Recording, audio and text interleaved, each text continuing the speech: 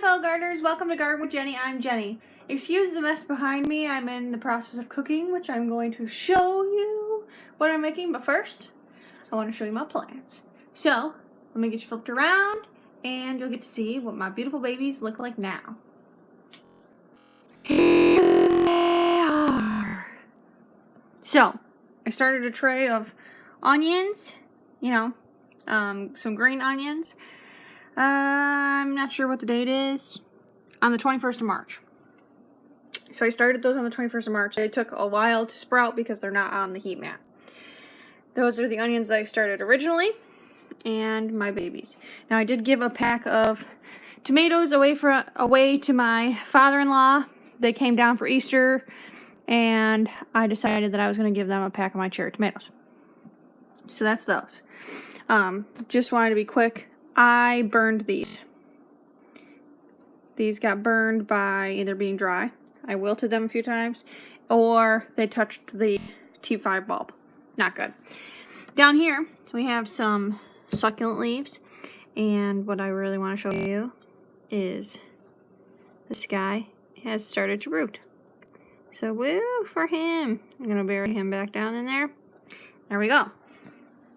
So that's that, and then down here, this is one of the planters that I made at work. If I can get this to focus, thank you. There's my watering can, my sprinkler, my light setup instructions, and a pair of scissors that I use. So this is a centerpiece that I made while I was at work.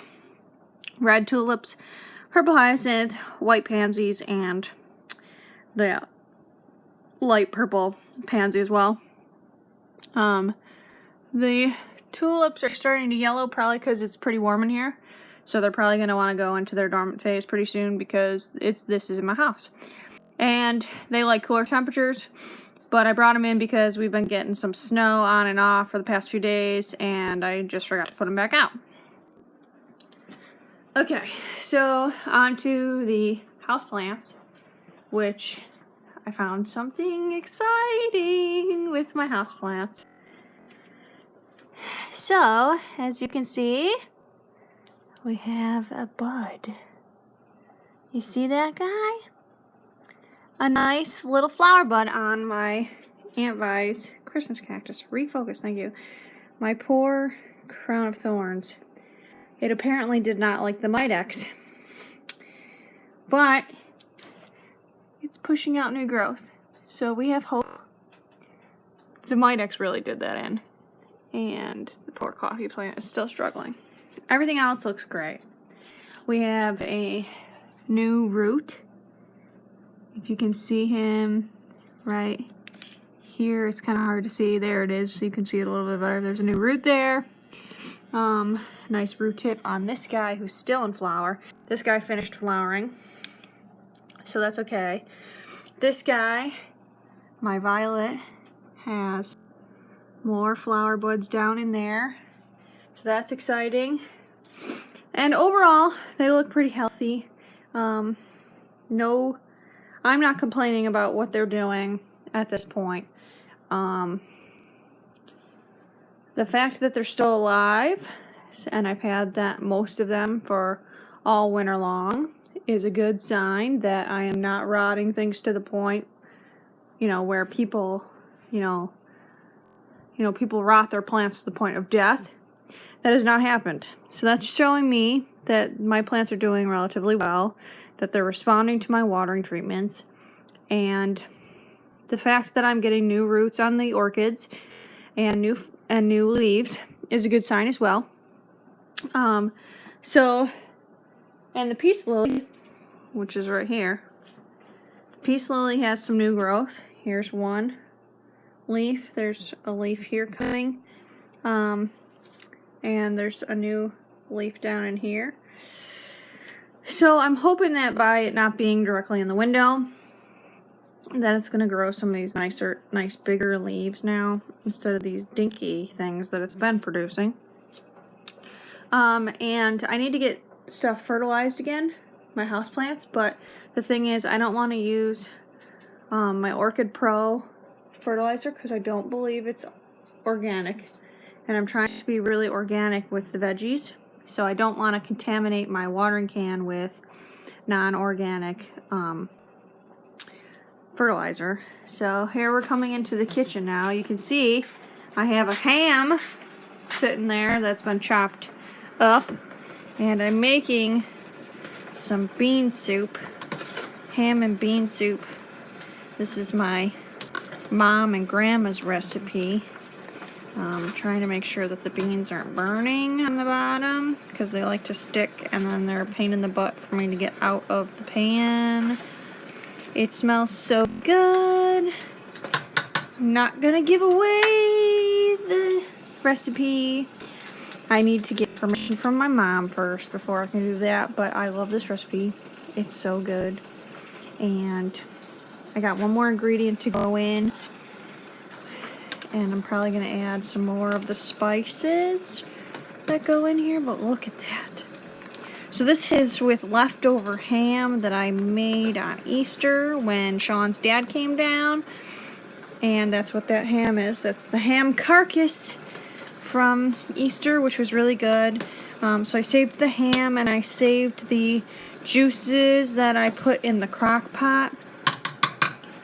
So this ham was made in this little crock pot, and look at my mess. It's horrible. This is what happens when I cook. Mess, mess, mess. And then I clean up, clean up, clean up. So that ham was a 10-pound ham, and it did not fit in this crock pot. It stuck up to the point where I couldn't get the lid on it, so I ended up tin foiling it. The ham didn't stay as warm as it should have when that happened, I don't think. But it is what it is. The ham came with the glaze. The glaze smelled so good. It had to have had like some orange in it, along with brown sugar and some spices and stuff. And then, I used the glaze initially and put it on there, and so that all the juices from all that are in my soup, which Mom doesn't usually glaze her ham. So mine tastes a little bit different, but that's okay. And I'm really picky about fat being on my ham. So like this is all getting tossed away because it has fat on it, and I don't like to eat fat. I don't like the texture of fat.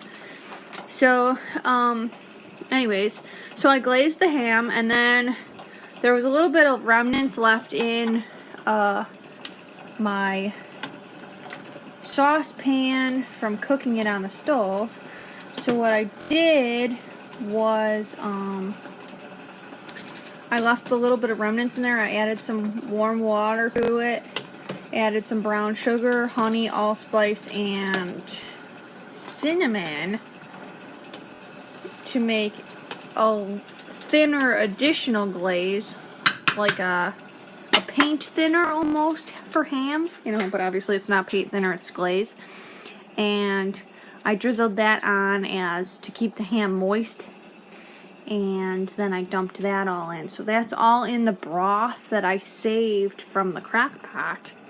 It's all in there.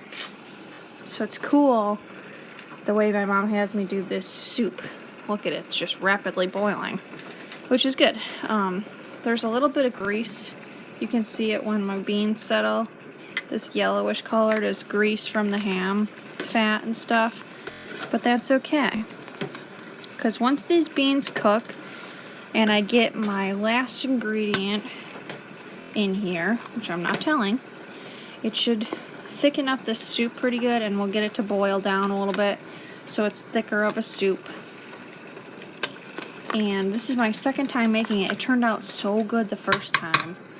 And I'm just gonna add, I'm sure y'all know what this is.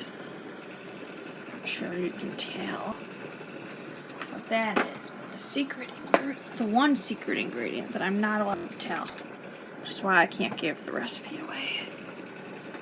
Yeah, I used quite a bit of that secret ingredient in there, and it smells so good. I use that same secret ingredient in my chicken noodle soup too. I might give it away. Maybe not, I don't know. The dogs are going a little crazy upstairs. But there's my soup.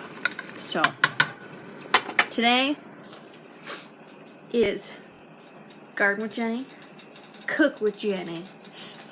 I like to cook. I've really grown to enjoy cooking. Oh, look at what I came to find today. This onion sprouted. And I don't know. Like the whole purpose of having an onion grow is to have the onion. So now it's using its food reserve. So Chuck, maybe you could help me. Should I let this go to seed and then plant the seed, and then will I have these yellow onions? I've never tried it before. Would be interesting because the seeds usually get dispersed up here, I think, right? Kind of like what garlic does.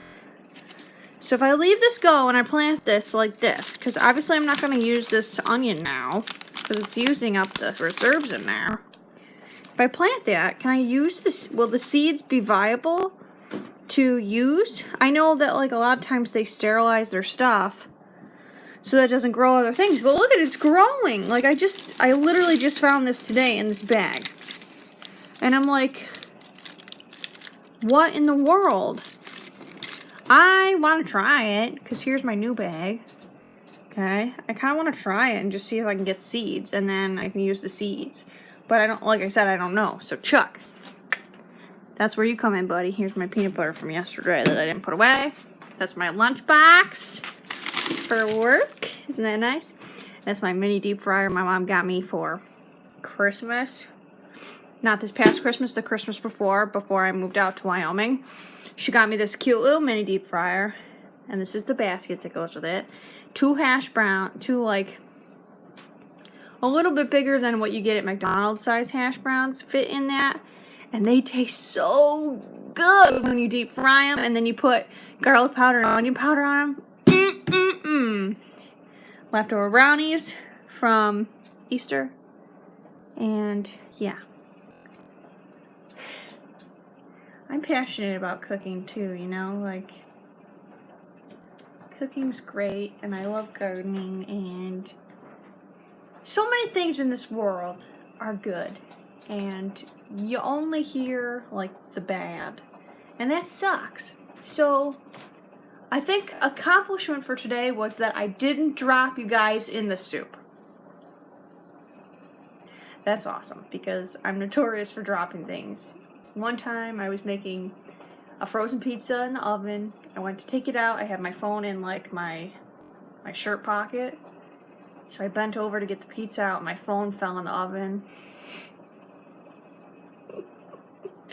So thankfully, I didn't do that today. Anyways.